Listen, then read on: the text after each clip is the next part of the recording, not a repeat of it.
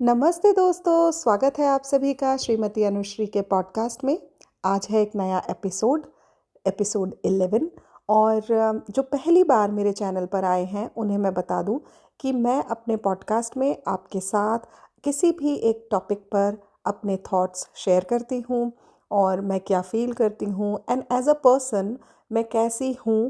और मैंने कई बार क्या होता है ना कि कोई टॉपिक बहुत ट्रेंडिंग होता है बट मुझे लगता है अननेसेसरी ट्रेंड कर रहा है। I just don't want to speak on this. But कभी कभी ऐसा होता है कि कोई टॉपिक कहीं सोशल मीडिया पे नहीं है पर मुझे मेरी लाइफ में उसकी इम्पोर्टेंस फील हुई जब होती है, तो मुझे लगता है कि इसके बारे में मुझे बोलना है। और यहाँ पर मैं अपनी एक ऑडियंस बनाना चाहती हूँ जो मुझे सुन रही है, और हम एक दूसरे से सीख रहे हैं। मैं हमेशा आप सबसे बोलती हूँ कि मेरे विचारों पर आप सहमत हैं या नहीं हैं, खुल के शेयर करिए। आपको कैसा लगा मेरा पॉडकास्ट ये भी बताइए। तो यही मेरी कोशिश होती है और हमेशा थैंकफुल हूँ कि ये प्लेटफॉर्म मेरे पास है। बोलना मुझे बहुत पसंद है, पर विद टाइम सीखा है मैंने कि सही बोलना और सही बोलने की एटलीस्ट कोशिश करना बहुत ज़रूरी है। तो मैं बस इसी कोशिश के साथ में अपने पॉडकास्ट में हर बार एक नया टॉपिक लेकर आती हूँ। और आज का जो टॉपिक है 3 टिप्स टू स्टे हैप्पी, यानी कि खुश रहने के 3 तरीके। अब देखिए, ये सुन के ना आपको ऐसा लग सकता है कि ओहो, ये तो बातें हैं। ऐसा थोड़ी होता है, कोई तरीके होते हैं क्या खुश रहने के। तो जिन लोगों की ज़िंदगी में अभी किसी भी तरीके का कष्ट है या किसी भी तरीके की स्ट्रगल चल रही है ना, उनके लिए आई बिलीव ये पॉडकास्ट बहुत ज़रूरी है। तो आप अगर ये पॉडकास्ट सुन रहे हैं, आपको लगता है आपके आसपास कोई है जिसे ये सुनना चाहिए, तो उनके साथ ज़रूर शेयर करिए। तो और ऐसे भी पता नहीं है जीवन में, अगर आप अपने हाई पे भी हैं तो लो कब आ जाए, और अगर लो पर हैं तो इस बिलीव के साथ कि अगर लो है तो हाई भी होना है, हम इस पॉडकास्ट में आगे बढ़ते हैं। तो ये जो टिप्स जो मैं आपसे बोल रही हूँ, ये बेसिकली मेरे जीवन में जो मैंने अनुभव किया है ना, वहीं से मैं आपके साथ बांटने वाली हूँ। तो मुझे ऐसा लगता है कि हमारी लाइफ आज के ज़माने में, वैसे शायद पहले के ज़माने में भी स्ट्रगल्स तो होते ही होंगे, बट आज क्योंकि हम बहुत न्यूक्लियर सेटअप में रह रहे हैं, तो मुश्किल ज़्यादा हो जाती है। पहले ऐसा होता था कि कोई भी बात है तो तुरंत परिवार का साथ मिल गया, माता पिता के पास जाके बात कर ली। अब बच्चे बहुत ही जल्दी घर से दूर हो रहे हैं पढ़ने के लिए, अपना करियर बनाने के लिए। और देखिए, जैसा ज़माना है वैसा तो चलना ही पड़ेगा। और ये न्यूक्लियर सेटअप होने की वजह से भी मुझे लगता है लाइफ में अकेलापन और नेगेटिविटी बहुत आ जाती है। मैंने अपने आसपास भी देखा है और खुद भी महसूस किया है। जैसे मैं अपने आप को ना बहुत लकी मानती हूँ कि कई सालों तक अपने पेरेंट्स के साथ ही रही, और ऐसा मैं सोचा करती थी। पर आज की डेट में ये पॉसिबल नहीं है। अगर आपको अपना करियर बनाना है तो शायद बहुत छोटी सी उम्र से आपको बाहर निकल जाना पड़ेगा, और ये समय की डिमांड भी है और आपके इंडिविजुअल करियर के लिए इम्पॉर्टेंट भी है। तो इसमें लकी अनलकी की तो कोई बात नहीं है, बट हाँ, और इसीलिए देखिए कि मैं कई बार फील करती हूँ कि किसी किसी चीज़ में मैं पीछे भी हूँ, क्योंकि शायद मैंने वो एक्सपीरियंस ही नहीं किया। इंडिपेंडेंट होना क्या होता है, अकेले चीज़ों को काम को करना क्या होता है, ये सब तो मैंने देखा नहीं। क्योंकि मैं तो एक बहुत ही कंफर्टेबल एटमॉस्फेयर में थी अपने पेरेंट्स के साथ। एंड व्हेन आई से कंफर्टेबल एटमॉस्फेयर, आई मीन मेरी हर चीज़ कोई ना कोई मैनेज कर रहा था मेरे लिए। चाहे वो मेरे अपने पर्सनल काम थे, चाहे वो मेरे अपने स्ट्रगल थे, हर चीज़ कोई ना कोई मेरे लिए मैनेज कर रहा था। The moment you step out of your home, now you are independent. Everything you have to manage on your own. तो ये बेसिकली आप छोटी सी उम्र से फिर सीखने लग जाते हैं। पर कई बार जब हम इस दौड़ में होते हैं ना टू बी इंडिपेंडेंट, हम एक certain kind of loneliness feel करने लगते हैं जैसे जैसे हम उम्र में आगे बढ़ते हैं। क्योंकि करियर बनाने के चक्कर में कई बार रिलेशनशिप बनाने का टाइम ही नहीं मिलता। फॉर एग्ज़ाम्पल, आपने शादी कर भी ली, कि अपनी एक न्यूक्लियर फैमिली बन गई, पर जितना टाइम पहले आप दोस्तों को देते थे उतना टाइम अब आपके पास नहीं है, तो दोस्त कम होते चले गए। और जब आप किसी को समय नहीं देंगे तो कोई आपको क्यों देगा। और इसी के साथ में बस आपका जीवन कुछ इस तरीके का हो जाता है कि आप एक डेली रूटीन में फंस जाते हैं, और वो रूटीन आपके लिए बहुत ज़रूरी है। आपके ऊपर लोन्स हैं, आपने अपने जीवन में कोई गोल्स सेट किए थे जिन्हें आप अचीव करना चाहते हैं, तो एक काइंड ऑफ दौड़ में आप बहुत बिजी हैं कि समहाउ इमोशनल जो आपका स्ट्रेस है ना, उसको बैलेंस करने के लिए कोई और नहीं है आपके साथ में। और फिर अकेलापन आपको हिट करता है या फिर नेगेटिविटी हिट करती है, और कई केसेस में तो डिप्रेशन की स्टेट भी हो जाती है। तो मैं ये फ़ील करती हूँ कि डिप्रेशन के जाने के पहले देखिए, ये एक डेफ़िनेटली मेडिकल कंडीशन है और आपको एक प्रोफ़ेशनल हेल्प लेनी चाहिए। बट उसके पहले की एक स्टेज भी होती है लाइफ़ में, जब हम बहुत इमोशनल हैं या हमें समझ में नहीं आ रहा है कि हमारी लाइफ़ ही क्या बहुत दुखी है, बाकी तो सब शायद बहुत खुश हैं। अरे! सिर्फ़ मैं ही क्या परेशान हूँ, बाकी सब तो मुझे बड़े कंफ़र्टेबल दिखते हैं अपनी लाइफ़ में। तो कुछ चीज़ों का आभास होना हमारे लिए बहुत ज़रूरी है। तो इस पे हम सबसे पहली टिप जो मैं आपको दूँगी, जो आप अपने लाइफ़ में अप्लाई कर सकते हैं, वो है ग्रैटिट्यूड। देखिए, धन्यवाद करना सीखिए for whatever you have in your life. जो भी आपको मिला है जीवन में, उसका धन्यवाद। अब आप कहेंगे, अरे ये तो कुछ ज़्यादा ही बड़ी बात कर दी। ऐसे थोड़ी होता है। देखिए, ये कैसे होता है मैं आपको बताती हूँ कि अगर आप अपने चारों तरफ नज़र घुमाएँगे, तो आपको कई बार ऐसा नहीं लगता है कि सिर्फ़ मैं ही परेशान हूँ, बाकी सब बहुत कंफ़र्टेबल हैं, बाकी सबकी लाइफ़ में बहुत कुछ सही चल रहा है। ऐसे नहीं है। आप देखिए, आजकल के ज़माने में तो सोशल मीडिया भी है। आप इंस्टाग्राम पे होते हैं, यूट्यूब पे होते हैं, फ़ेसबुक पे होते हैं, जहाँ आप और भी लोगों को देखते हैं। तो आपको कभी ना कभी ये ज़रूर पता चला होगा, आपने देखा होगा कि किसी पे फाइनेंशियल क्राइसिस है, किसी को कोई फिज़िकल डिसेबिलिटी है, किसी कोई जीवन में बहुत अकेला है, और वो हर इंसान अपने जीवन का स्ट्रगल कर रहा है। तो आप ऐसी परिस्थिति में ग्रैटिट्यूड कैसे दिखाओगे? क्योंकि आप भी परेशान हो, आपको लग रहा है कि मेरे अंदर अब किसी को धन्यवाद करने के लिए कुछ बचा नहीं है, क्योंकि मैं तो बहुत नेगेटिव हूँ। तो अपने बचपन से लेके आज तक आपको क्या करना है? आपको एक कॉपी और पेन लेना है और आपके अच्छे मोमेंट्स आपको लिखने हैं। इनिशियली क्या होता है, जब आप नेगेटिव होते हैं तो आपको शायद बुरे मोमेंट्स ही याद आएँगे। आपको याद आएगा आपके साथ क्या बुरा हुआ। तो अपने ऊपर कोशिश करके आपको लिखना है, जैसे अच्छी बातें। फॉर एग्ज़ाम्पल, मैंने कहीं पर कोई चीज़ खाई थी और मुझे वो बहुत अच्छी लगी।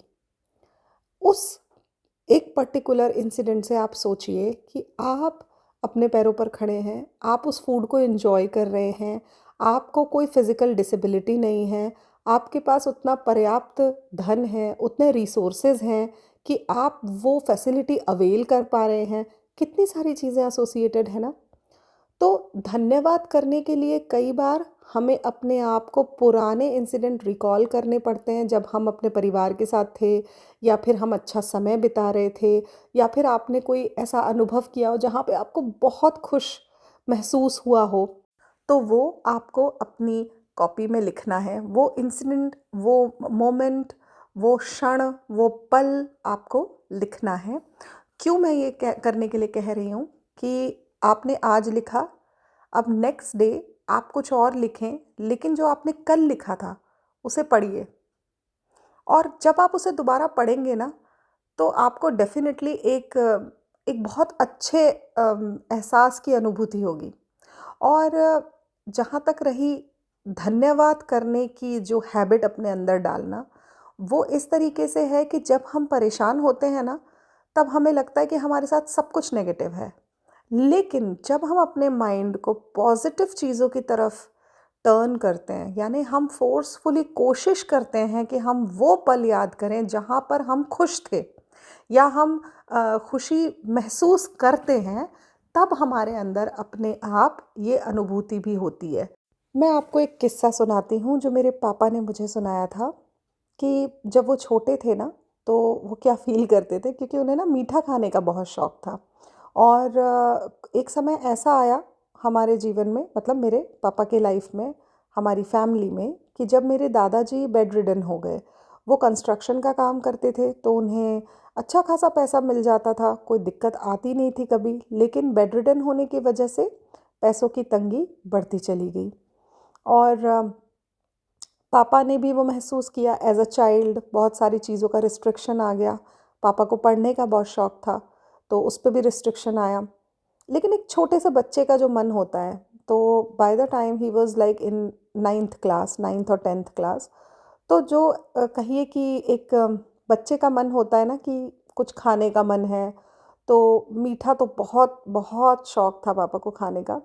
तो पापा कहते थे कि हमारे गली के कोने पर एक मिठाई की दुकान हुआ करती थी। एक हलवाई बैठता था जो गुलाब जामुन, गरमा-गरम गुलाब जामुन ऐसे निकाला करता था, तला करता था तब वो।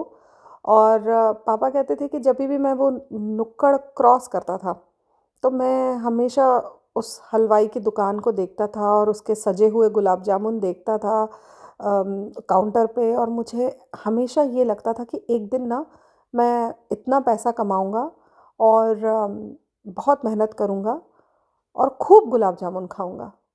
और ये काइंड ऑफ पापा के लिए एक मोटिवेशन भी थी। लेकिन ये पापा ने मुझे कब सुनाई कहानी? जब उनकी ज़िंदगी में उन्हें पता चला कि ही इज़ डायबिटिक। उन्होंने मुझे कहा कि देख बेटा, मैं बचपन में हमेशा क्रेव करता था कि मैं गुलाब जामुन खाऊँगा, और आज देखो मुझे डायबिटीज़ हो गई है, डॉक्टर ने कहा मीठा मत खाओ।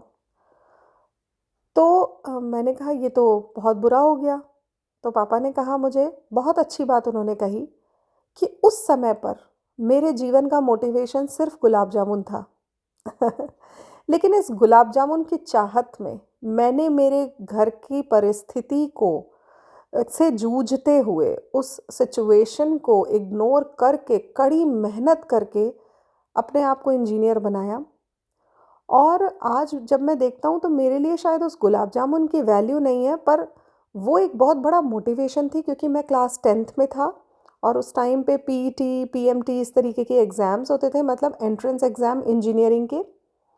तो मेहनत करना बहुत ज़रूरी था, परिस्थिति भी घर की ख़राब थी। तो अ, उस समय पर मुझे ऐसा लगता था कि गुलाब जामुन नहीं मिला तो जीवन व्यर्थ है। लेकिन आज जब मैं पीछे मुड़ के देखता हूँ तो मुझे लगता है मैंने कितना कुछ कर लिया अपने जीवन में, कि मेरे पास बहुत कुछ है ईश्वर को धन्यवाद करने के लिए। तो कई बार क्या होता है ना, इस किस्से को बताने से मेरा मकसद ये है कि आप ये समझें कि कई बार ऐसा होता है कि हमारी नज़र सिर्फ़ किसी एक पॉइंट पे अटकी होती है और हम अपने आस-पास की हर चीज़ भूल जाते हैं जो हमारे पास है, जो हमें मिली, जो हमने किसी टाइम पर अवेल की थी, जिससे हमें खुशी मिली थी। तो ये बहुत इम्पोर्टेंट है। और अब आते हैं हमारे सेकंड टिप पर, जो कि बहुत ही इम्पोर्टेंट है, विच इज़ ओवरथिंकिंग। कई बार कोई बात इतनी बड़ी होती ही नहीं है जिसे हम बड़ी बना देते हैं। और ये हमें सोचना समझना बहुत ज़रूरी है कि ज़्यादा सोचने से ना सिर्फ स्ट्रेस बढ़ता है, सॉल्यूशन नहीं मिलता। क्योंकि आपके कंट्रोल में जो चीज़ें हैं, आप सिर्फ उसी पर काम कर सकते हैं, बाकी को आपको छोड़ना पड़ेगा। इसीलिए कहते हैं ना, थिंक लेस, लिव मोर। ये तो एक ऐसा टिप है जो कि मैं अपने आप को बार बार समझाती हूँ। देखिए, जैसे आपकी किसी से कोई कन्वर्सेशन हुई जो कि नेगेटिव नोट पे एंड हुई। अब वो इंसान आपके बारे में क्या सोच रहा होगा, ये आप ही सोच सोच के खुद को बीमार कर लेते हैं। आप किसी इंटरव्यू की तैयारी कर रहे हैं और उस इंटरव्यू में क्या होगा, ये सोच सोच के आप अपना समय तो व्यर्थ करते ही हैं, अपनी एनर्जी, अपनी हेल्थ, सब कुछ खराब कर लेते हैं। तो ओवर थिंकिंग मेरे हिसाब से तो एक बीमारी है, जिसे ना आपको समय रहते ट्रीट कर लेना चाहिए, जिस पे आपको काम करना ही चाहिए। और बहुत आसान सा तरीका है इसको काम करने का, कि जैसे ही आप किसी भी टॉपिक के बारे में सोचना शुरू करें, अपने आप को डाइवर्ट करें। अपने आप को डाइवर्ट करें, और वो डाइवर्ट कैसे करें वो मेरा थर्ड पॉइंट इससे एसोसिएटेड है। बट ओवरथिंकिंग के बारे में थोड़ा मैं और बोलना चाहूँगी कि मेरे साथ भी ऐसा होता है कि मैं कई बार इतना नेगेटिव किसी परिस्थिति को इमेजिन कर लेती हूँ, और ये सिर्फ मेरी सोच में है।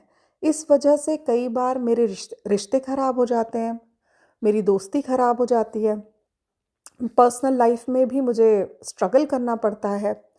और कहते हैं ना कि जब हम अपना अनुभव दूसरों के साथ बाँटते हैं तो उन्हें मदद मिलती है। तो मैं अपना अनुभव आपके साथ आज इसीलिए बाँट रही हूँ कि अगर आप भी ऐसा करते हैं तो मत करिए। क्योंकि इससे देखिए क्या होता है, किस तरीके से ये काम करता है मैं बताती हूँ।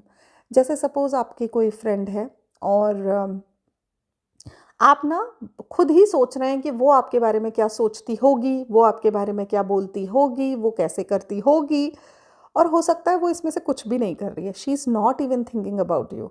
बट आपने ओवर थिंक कर करके एक परसेप्शन क्रिएट कर लिया है। जब वो परसेप्शन आप दोनों के बीच में आ जाएगा ना, तो फिर आपकी दोस्ती कभी भी पहले जैसी नहीं होगी, and end of the day वो दोस्त आपसे दूर हो जाएगा। और काइंड ऑफ जब हम अपने जीवन में इतनी मेहनत से दोस्ती बनाते हैं ना, तो वो इस तरीके से चली जाए, ये तो अच्छी बात नहीं है आपके लिए भी और उनके लिए भी। और ये जो सिचुएशन है, ये एक्चुअली हर रिलेशनशिप में अप्लाई होती है, इवन हस्बैंड वाइफ के रिलेशन में भी, बहनों के रिलेशन में भी, और मतलब माँ बेटी, पिता बेटे, या पिता बेटी, माँ बेटे, सबके रिश्ते में ये एप्लीकेबल है कि ओवर थिंकिंग मत करिए। कई बार एज अ मदर, देखिए बहुत एक छोटा सा किस्सा आपको इस पे बताती हूँ मैं कि एज अ मदर कैसे ओवर थिंक करके मैं सिचुएशन नेगेटिव कर देती हूँ। कि किसी बात पे मैं अपने बेटे से नाराज़ हो गई। अब मुझे लगता है कि मेरा बेटा तुरंत आके मुझसे सॉरी बोले। मैं मुझे ये भी समझना पड़ेगा कि वो एक इंडिविजुअल है जो बड़ा हो रहा है और अपने टीनेज में है ना?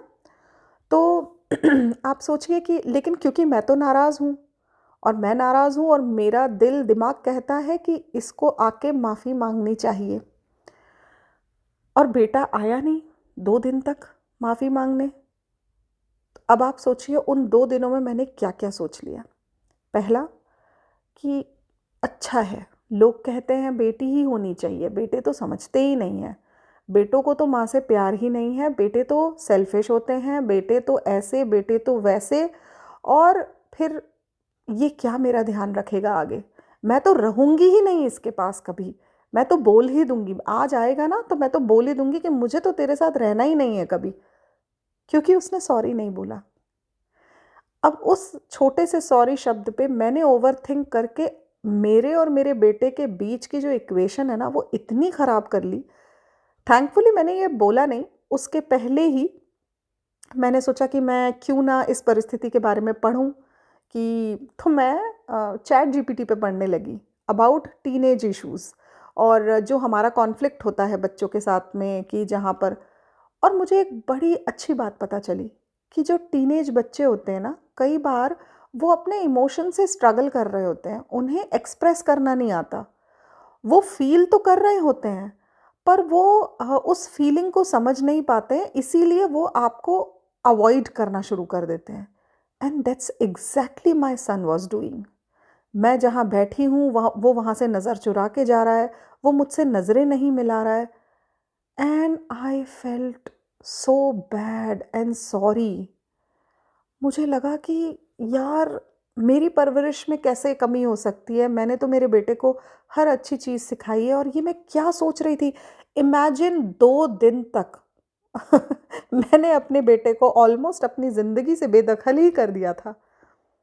तो किसी भी परिस्थिति पे मुझे कभी-कभी लगता है कि पढ़ लेना चाहिए, किसी से बात कर लेना चाहिए, और मेरा पॉडकास्ट सुन लीजिए। अगर किसी भी एक पर्टिकुलर टॉपिक पे आपको लगता है कि आप स्टक्ड हैं, तो अगर मैंने उस पे कुछ कहा है तो सुन लीजिए, शायद आपकी मदद हो जाए। तो इस तरीके से ख़ैर मैंने उस सिचुएशन को समझा, और फिर मैंने अपने बेटे को बुलाया और मैंने कहा कि आपको मेरी याद नहीं आ रही है? मुझे तो 2 दिन से आपकी बहुत याद आ रही है। एंड वो रोने लगा मेरे सामने। उसने कहा, मुझे क्यों नहीं याद आएगी आपकी? और आप मुझसे बात नहीं कर रहे हो, मुझे डर लग रहा था आपके पास आने में, क्योंकि आप इतने नाराज़ थे। तो देखिए कितनी सही बात है ना कि बच्चा तो ऑलरेडी अपने ही स्ट्रगल में था और मैं उसके इस बिहेवियर को कहाँ लेके चली गई। कितनी छोटी सी बात को ओवरथिंक करके हम कितना बड़ा कर देते हैं ना। तो जैसा कि मैंने कहा कि मेरा तीसरा पॉइंट इससे एसोसिएटेड है कि कई बार जैसे ही आपका दिमाग ओवरथिंकिंग की तरफ जाए तो आपको क्या करना है। और ये जो तीसरा जो मेरी टिप है, ये ऐसे भी बहुत अच्छी है कि आप ओवरथिंकिंग से तो बचेंगे ही, बट अगर आप इसको अप्लाई करेंगे अपनी लाइफ में तो इन जनरल भी आपकी लाइफ बहुत हैप्पी हेल्दी आपको फील होगी। तो वो तीसरा टिप है, do what you love. At least दिन में एक काम आप वो ज़रूर करें जो आपको पसंद है। और इससे मेरा मतलब है क्रिएटिव काम, है ना। आप कहें कि भाई मुझे तो लड़ना पसंद है, तो ये मैं नहीं कह रही हूँ। तो चलिए, ये तो एक मजाक की बात थी, पर आपको कोई भी काम जो करना अच्छा लगता है, जैसे मैं अपने बारे में कहूँ तो मुझे डांस करके बहुत खुशी मिलती है, मुझे खाना बनाना अच्छा लगता है, या पेंटिंग करना अच्छा लगता है, वॉक पे जाना अच्छा लगता है, किसी दोस्त से बात करना अच्छा लगता है, मूवी देखना अच्छा लगता है, पार्क में घूमना अच्छा लगता है, शॉपिंग मॉल में जाना अच्छा लगता है। अगर मेरा बजट अलाउ करता है तो एक कुछ छोटी मोटी चीज़ खरीद के मुझे खुशी मिलती है। बट अपने आप को किसी भी एक एक्टिविटी में डालिए, है ना। देखिए, शॉपिंग, घूमना और ये सब तो आप इन जनरल करते ही हैं, बट अपने आप को किसी एक एक्टिविटी में डालिए। जैसे कभी बैठिए, चिंतन करिए कि मुझे शायद आपके बचपन में कोई चीज़ ऐसी रही होगी जो आप नहीं कर पाए या आपको अच्छी लगती है, तो आप सोचिए कि आपको क्या अच्छा लगता है। क्या आपको कोई स्पोर्ट अच्छा लगता है? क्या आपको कोई आर्ट फॉर्म अच्छा लगता है? तो फिर इनमें से कोई एक चीज़ चूज़ करिए और दिन में ना वो चाहे 20 मिनट के लिए वो चीज़ आप करिए। आपको मेंटली बहुत रिलैक्स और लाइट फील होगा। जिसे हम कहते हैं ना कि हर दिन थोड़ा समय आप खुद के लिए निकालिए, चाहे वो डांस, म्यूज़िक, वॉक या कोई भी और स्पोर्ट्स एक्टिविटी हो जो आपको खुश करे। और आपके एक्चुअली आपके हार्मोन्स के लिए भी बहुत अच्छा है ये, है ना। इससे क्या होता है ना कि जब भी आप वो एक्टिविटी करेंगे तो आप बाकी सारी चीज़ें भूल जाएंगे। आपके दिमाग में सिर्फ वही एक्टिविटी चल रही होगी। और सच मानिए तो यही असली खुशी है। यही खुशी है जिसे हम ढूंढ रहे हैं चारों तरफ, हमें मिल नहीं रही है। तो आपको ये समझना पड़ेगा कि आपको खुशी कोई और नहीं देगा, आप खुद ही दे सकते हैं। तो बेसिकली एक और चीज़ है, छोटा-सा जो पॉइंट जो मैं महसूस करती हूँ, जो मैंने नाखुश लोगों में देखा है। और मैं अपने आप को खुश इसलिए बोलती हूँ आजकल कि मेरी एक्सपेक्टेशन किसी और से नहीं है। मैं बताती हूँ क्या मेरा कहने का मतलब है यहाँ पे, कि जो नाखुश लोग हैं, मतलब कि जो लोग बहुत कंप्लेंट करते हैं कि मेरे साथ तो ऐसा हो जाता, वैसा नहीं हुआ, मेरे साथ तो वैसा नहीं हुआ, या वैसा हो जाना चाहिए था, अरे इसकी वजह से, उसकी वजह से। इस तरीके के आपको कई लोग अपने आसपास दिखते होंगे जो बहुत कंप्लेनिंग मोड में होते हैं। पता है वो ऐसा क्यों सोचते हैं या उनके साथ ऐसा क्यों है? क्योंकि उनकी हर चीज़ ना दूसरों के की एक्टिविटी या दूसरों के करने से जुड़ी है। फॉर एग्ज़ाम्पल, आप ये सोचें, एज़ अ मदर, मेरी बेटी आज ये कर देगी तो मैं खुश होऊंगी, मेरी बेटी ऐसे बात करेगी तो मैं खुश होऊंगी, मेरी बेटी ऐसा जवाब देगी तो मैं खुश होऊंगी। आपकी बेटी वो करेगी जैसी वो इंसान बनेगी या उसका मन करेगा।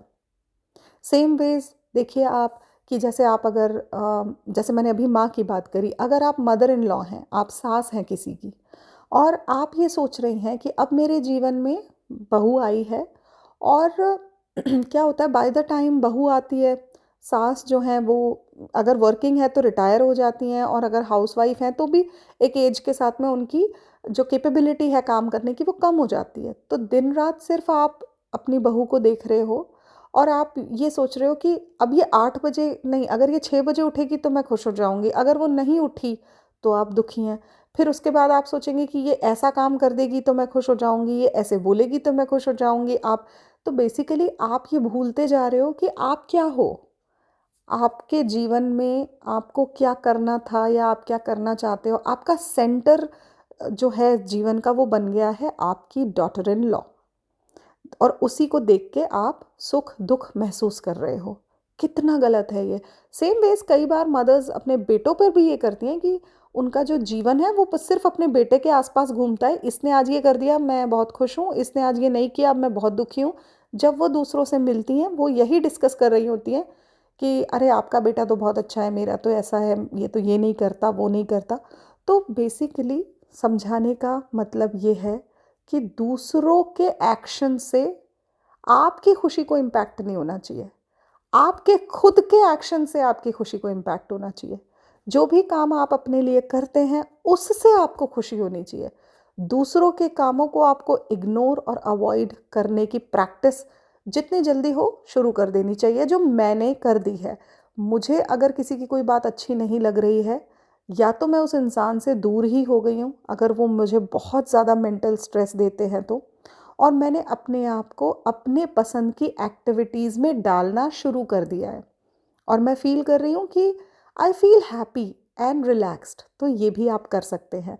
तो पॉडकास्ट के एंड में, आई थिंक बहुत लंबा पॉडकास्ट हो गया है, लेकिन इसके एंड में तीनों जो पॉइंट्स हैं क्विकली एक बार आपको बता देती हूँ। पहला था ग्रैटिट्यूड, धन्यवाद करना।